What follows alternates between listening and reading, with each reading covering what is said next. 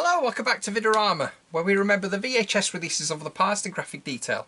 My name's Adam Jones and I'm an artist, and on this channel I paint a tribute to a movie that we rented on video back in the day. This time round I will be painting a tribute to Halloween 2, released in 1981, starring Donald Pleasence and Jamie Lee Curtis, with Dick Warlock playing Michael Myers. Just in case you are new around these parts, I paint a tribute to various cult movies. I've already painted a tribute to Halloween and Halloween 3, so we're bridging the gap with a tribute to Halloween 2. I prepare a drawing beforehand and then I paint it in acrylic and apply detail with pens. And I will be telling you various things that I've learnt about the movie over the years. For you hardcore Halloween fans out there, I'll try and dispense with the facts that you already know, such as Dana Carvey had a brief cameo in this movie. But as a Welshman, a Celt, I feel obligated to say it's not pronounced Samhain, it's pronounced Samhain. But anyway, let's paint a little more of the night he came home. The colours I'm using today are Mars Black, Titanium White, Cadmium Orange and Cadmium Red. First things first, I'll mix a lightish colour to apply on the background. Having mixed it, I use my finger to apply to the background. I use acrylic paints and I apply the detail with pens. For those of you that haven't or are unsure if you've seen this one, Halloween 2 takes place immediately after the first movie. It's October 31st, 1978, and the residents of Haddonfield are still unaware of the killing spree that's been taking place in their little town at the hands of newly escaped resident mental patient Michael Myers. As he strangles the babysitter Laurie Strode, Michael's psychiatrist Dr. Sam Loomis shows up and fires 6 times at Michael and sends him flying off the balcony. Loomis quickly runs out, only to find that the body is gone. As he pleads for the police to keep looking for Myers, emphasising just how dangerous he is, Laurie is taken to the Haddonfield Memorial Hospital, with Michael in slow pursuit. When he gets there, he wanders the halls of the hospital, killing anybody that gets in his way as he seeks out Laurie. As Loomis and the police investigate a break-in at the school, Nurse Marion Chambers from the first movie arrives with orders to escort Loomis back to Smith's Grove Sanitarium on the governor's orders, before dropping the ultimate bombshell.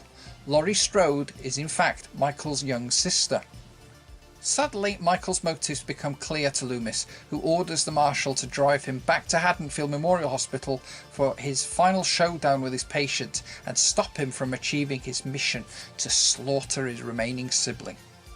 In my humble opinion, I like this one, and I feel it follows the first film rather nicely, more so if you watch them together. The scene that joins the two movies is that good, and I actually knew a casual horror movie viewer that actually thought the first movie took place in a hospital. It's a sequel that had a hell of a task. When Halloween was released in 1978, it was a massive hit, and it established a genre of its own, but it had no sequel. In fact, up to this point, the closest thing it had to a sequel was in 1979, when the Australian thriller Snapshot was released in the US, retitled The Day After Halloween. The film had absolutely nothing to do with Halloween, and was nothing more than a desperate cash grab at Halloween's success. So if you've ever wondered why the early Halloween 2 posters have "All New" written on them, it was to distance themselves from that film. But Irwin Yablans, who had been executive producer on Halloween, was keen to make a sequel. John Carpenter? Not so much. Aside from not wanting to repeat himself, he felt that the first movie was a standalone film, and also that the idea had been taken as far as it could go. He was far more interested in making a supernatural movie at this point, and this would ultimately become The Fog. Yablans offered to finance The Fog if Carpenter made a Halloween sequel for him. Carpenter agreed, and then, as the story goes, Yablans met with Bob Raimi of Avco Embassy on a flight, and during their conversation they discussed John Carpenter, and Yablans mentioned that they were going to be collaborating again on The Fog and Halloween 2. Then, not long after this encounter, Bob Raimi announced that he would be working with John Carpenter on The Fog. Yablans was furious and he sued both Raimi and Carpenter. The matter was then resolved when Yablans agreed to allow Carpenter to make the fog for Avco Embassy, but only on the understanding that he immediately make Halloween 2 for him afterwards. So now Carpenter had to make a movie that he had no interest in. He turned down directing the movie, expressing his belief that it should instead be given to a new director, granting him the same opportunity he was given on the first one. His friends urged him to stay involved in some other capacity in order to make some money from this, as it was long felt that the studio owed Carpenter far more than he'd actually received for his work on Halloween. And so Carpenter ended up in the role of writer, producer and composer. When it came to writing the story, a lot had happened to horror since Carpenter had made Halloween. His movie had spawned a plethora of slashers, and the audience was now no longer interested in suspense. They wanted excessive gore, and his sequel needed to reflect this in order to have a fair chance against the imitators at the box office. So with that in mind, by all accounts, the writing process was a frustrating one for Carpenter. Armed with a typewriter and several six-packs of beer, his first idea to have a sequel take place several years later featuring Laurie Strode fighting Michael in a high-rise apartment building was scrapped, before he eventually settled on the idea of having the story pick up where the last film ended, bringing the story to a foregone conclusion. To add further frustration to the situation, NBC had just purchased the rights to broadcast Halloween on television for the first time, and for it to be suitable for TV, around 12 minutes had to be cut, resulting in the movie being too short for the network's required 2-hour time slot. And so Carpenter was persuaded to create additional scenes for the NBC TV version of Halloween.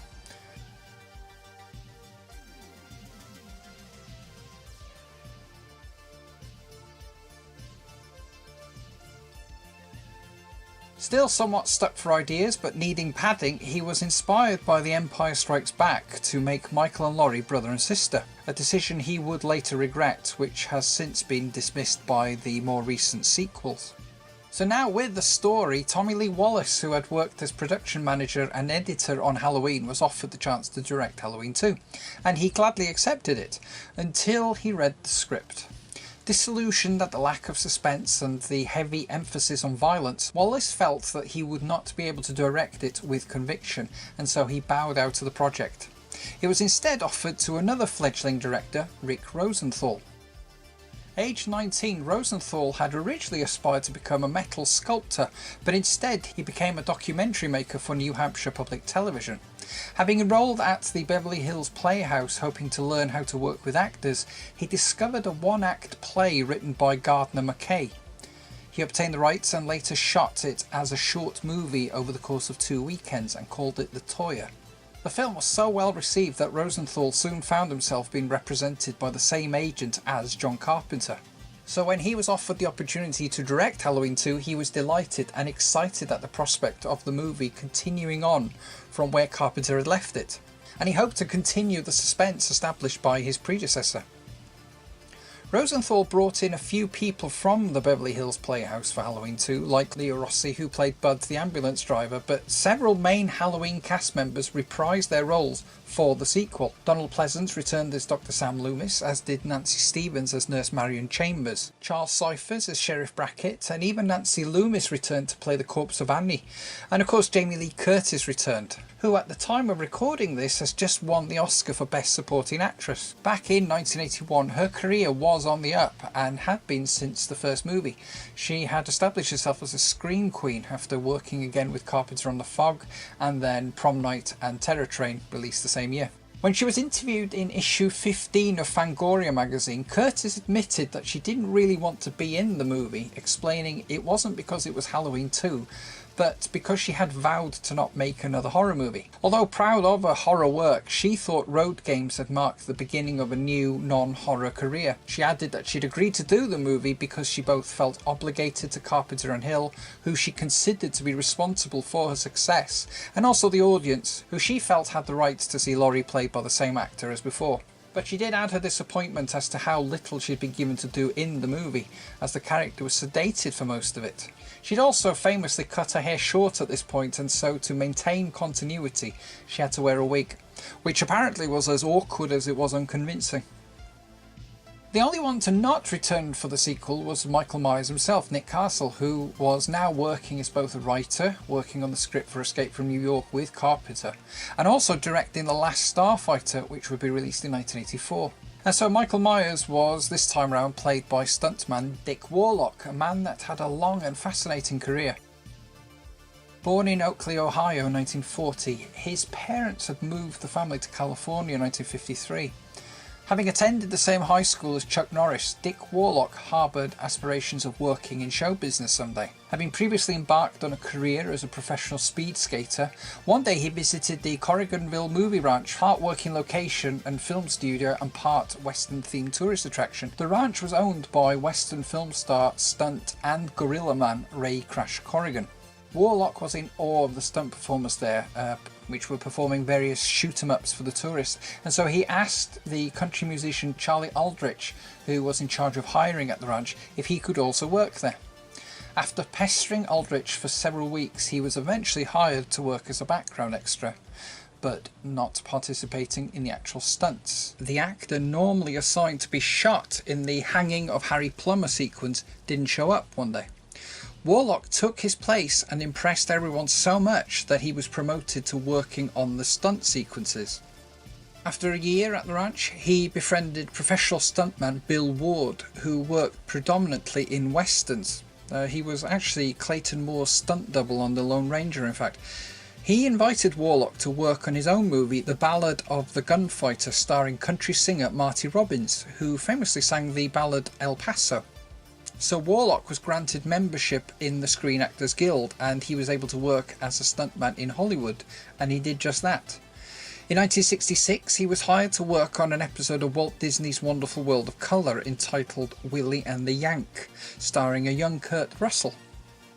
He not only struck up a friendship with Walt Disney, he also secured employment as a stuntman at Disney Studios for 10 years. Working on such movies as Blackbeard's Ghost in 1968 and the first 3 Herbie movies, driving the car in the last 2. But he didn't just work for Disney though, he worked for all the studios, and this allowed him to work with many of his idols, including Elvis Presley. Having seen Elvis perform live in 1957, he would work with him on Easy Come Easy Go 10 years later, and even feature as one of the backing vocals on the movie soundtrack. Warlock was on Blazing Saddles and Earthquake in 1974, and then doubled for Richard Dreyfuss in Jaws in 1975. And he also doubled for Kurt Russell on all his movies after they had become friends on the set of the Computer Wore Tennis Shoes. And it was while he was doubling for Russell on Escape from New York that Deborah Hill invited Warlock to be a stunt coordinator on Halloween 2. The story goes that he had been asked to come in to meet Rosenthal, and as he made his way along the hall, he noticed the Michael Myers mask on a desk. He put the mask on and continued to make his way to the office. He stood in the doorway, said nothing, and just stared at Rosenthal, making him feel uneasy. Warlock laughed, took the mask off, and then shortly after he asked if he could play Michael. Rosenthal said yes. The mask we see here was the very same mask that was used in the original film. However, its shape was off somewhat, as Warlock's head was a different shape to Nick Castle, who had also been keeping the mask in his back pocket between takes.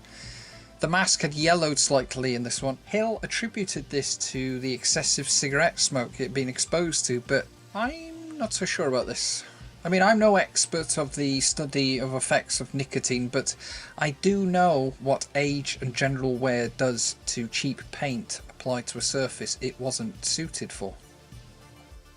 Despite having a considerably bigger budget than the first one, the original idea of having the movie filmed in 3D was quickly dropped due to cost.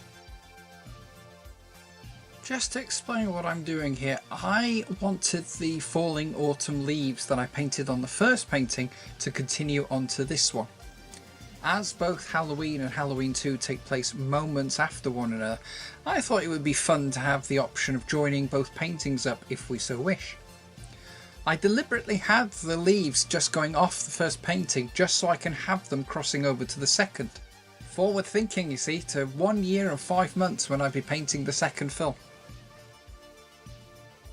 Dean Cundley, the director of photography on the first film, actually turned down working on Poltergeist to return as a cinematographer on Halloween 2, and it was filmed over a 6-week period, with most of it being done at the unused Morningside Hospital in Los Angeles and Pasadena Community Hospital. The location was near an airport and planes flew overhead frequently, and this would affect the recording of scenes.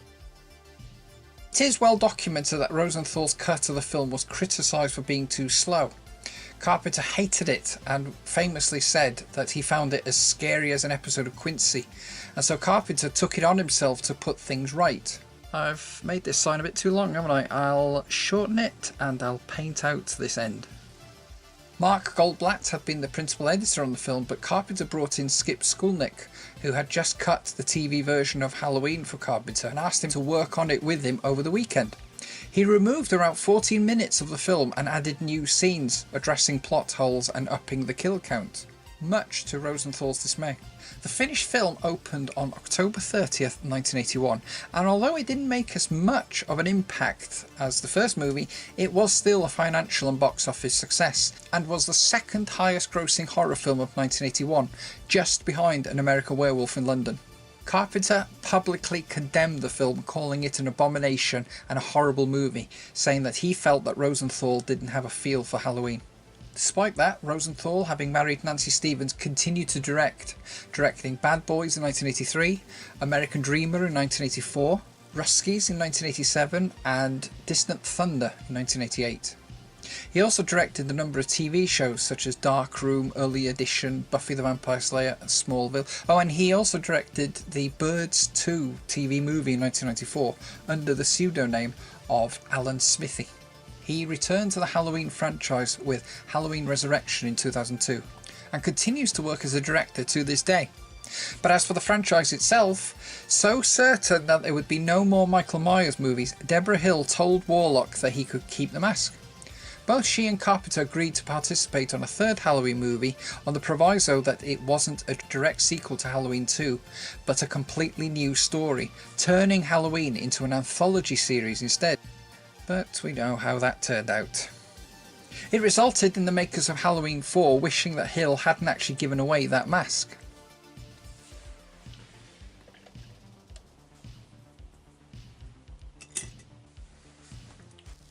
Now, I've been asked about the lines I sometimes put on these paintings. For those of you that haven't picked up on it, I'm actually adding tracking lines. Because we are celebrating the days of VHS and VHS rental, I thought it'd be fun to have a little bit of a tracking error at the bottom of it, as if the video has been watched so many times that the tape is worn.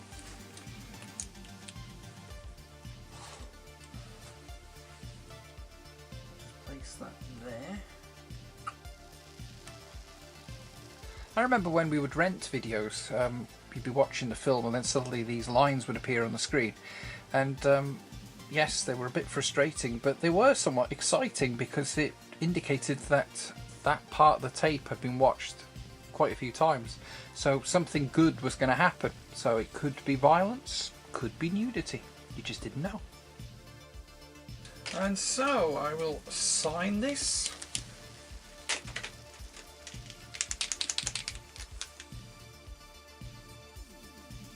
And we'll call that done. Thank you very much for joining me today and keep me company. As ever, I hope that was of interest to you, and I hope you approve of the final painting. If so, let me know what you think in the comments, and please subscribe to the channel if you haven't already. I'd appreciate a thumbs up at the very least. I'm sorry it's taken a little bit longer than usual to get this video out.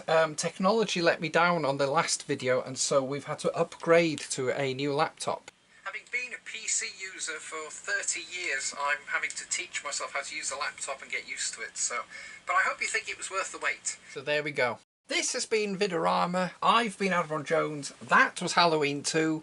Be kind, subscribe, and until next time, good night out there, whatever you are.